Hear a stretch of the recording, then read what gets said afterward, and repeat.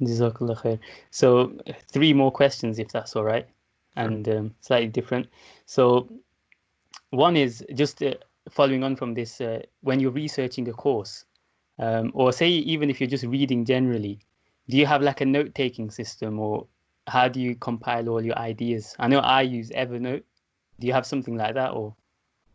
I haven't gotten into some of these technologies. I use Google Docs, Mm, and sometimes I use a spreadsheet. So it's very like low tech, mm, but it serves a purpose. Like it allows me to outline. So I mm, just like outline things mm. and create a structure. Okay. So what about what are your views on self-help? You know, like the self-help world. Mm. Um, because to be honest, I've read a lot about this. Obviously, if you already have some form of a Islamic kind of underpinning, then you can filter the negatives. Because there's recently a lot about stoicism as well that a lot of Muslims kind of like, because in different ways there's kind of a bit of wisdom. So Mhm. what's your view on that? Self-help, there's also positive psychology. I think there's a lot of negatives to it. I Mm, think there can be good aspects because self-improvement is important.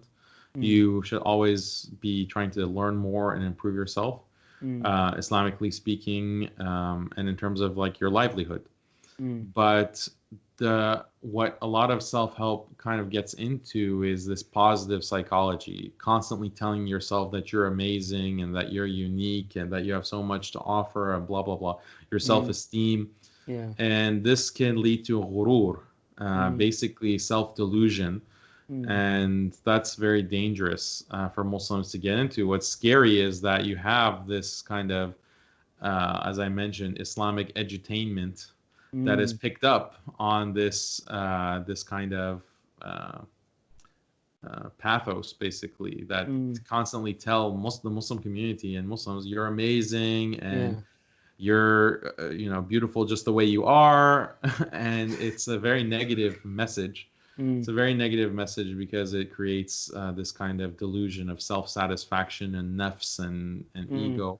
yeah. So I very highly caution against that aspect of it. But anything that is going to help you better yourself, then alhamdulillah, just say Alhamdulillah. Bismillah and go for it. Okay. Um, and the other thing is, say if you a sample of your average kind of daily routine, right? Um, Obviously things happen, but an ideal or what you would like most of your days to look like if they do. You mean just in general, or Yeah. for me personally? No, for you personally, because I think that would benefit people because but it depends how much you want to share, Divulge. obviously. Yeah. Yeah, so you start with Fajr, and if you can go to the masjid, that's great. Mm, Now things are locked down, so it makes it difficult. mm, But then you will want to do adhkar after Salat al-Fajr. If you know specific adhkar, that's good. If not, you can read Qur'an and just make sure that it's daily, like a daily habit. Then you get to work, basically. You get to work, and if you're talking about me personally, then I'll do some reading, whatever topic I'm researching at the time, taking notes, doing a lot of thinking, because you have to like structure different curricula, for example, or if I'm trying to write a post or I'm trying to outline a video, just do that kind of planning work. Then I try to start with that because it's not as hard as some other things to do.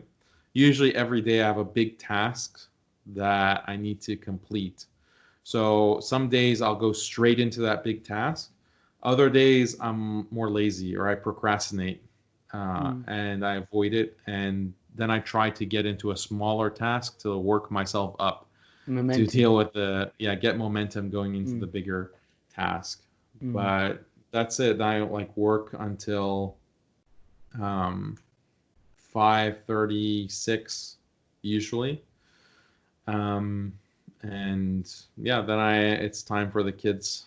So then mm, I'm with them and taking care of them. If they need anything, playtime with them. So then that takes me all the way to dinner and Isha. And then I make sure to like go to bed early as possible. That's really key. Like if we're talking about practical tips, and that's different than how I was like younger. Being younger, I like to stay up late, and sometimes would be even up all the way until Fajr. And I was fine with that. I don't know why. That was my natural disposition, but it leads to a lack of productivity because you miss kind of the early morning hours, and for some reason, Allah has put barakah in that time. Definitely. And I've experienced that. I find that when I am going to bed early and staying up after Fajr, then that's when I'm much, much more productive than if I am doing the opposite. So alhamdulillah. Yeah, I mean, that's the general sketch. And Jazakallah. That's really good. Alhamdulillah. Like, I'm glad that I asked you that question. And finally, what's like a hobby that you have? This is a bit of one of them, what's your favorite color questions, but still there's benefit in there.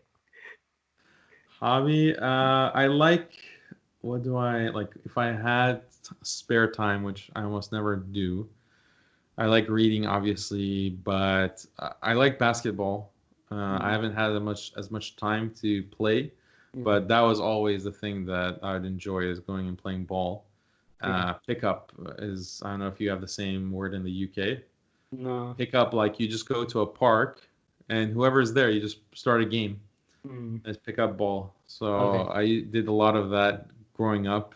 And as I've gotten more busy, I've had less time for those kind of things, especially with family. But as my boys get older, I'm hoping that I'll be doing more basketball, inshallah. Oh, and also juggling. Juggling is something that I really enjoy. Yeah. As in with that's actually good for your brain as well, they say.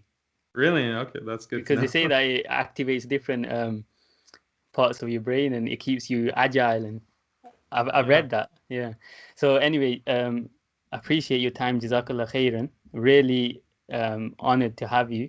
And obviously, even this is a new kind of podcast, and these days it's all about the scale and how many downloads have you got before people even agree. So Jazakallah khairan. May Allah bless you and all your work and everything. And inshallah, one day we might have another episode, if that's all right with you. I mean, absolutely. Yeah, my pleasure. It was great talking to you.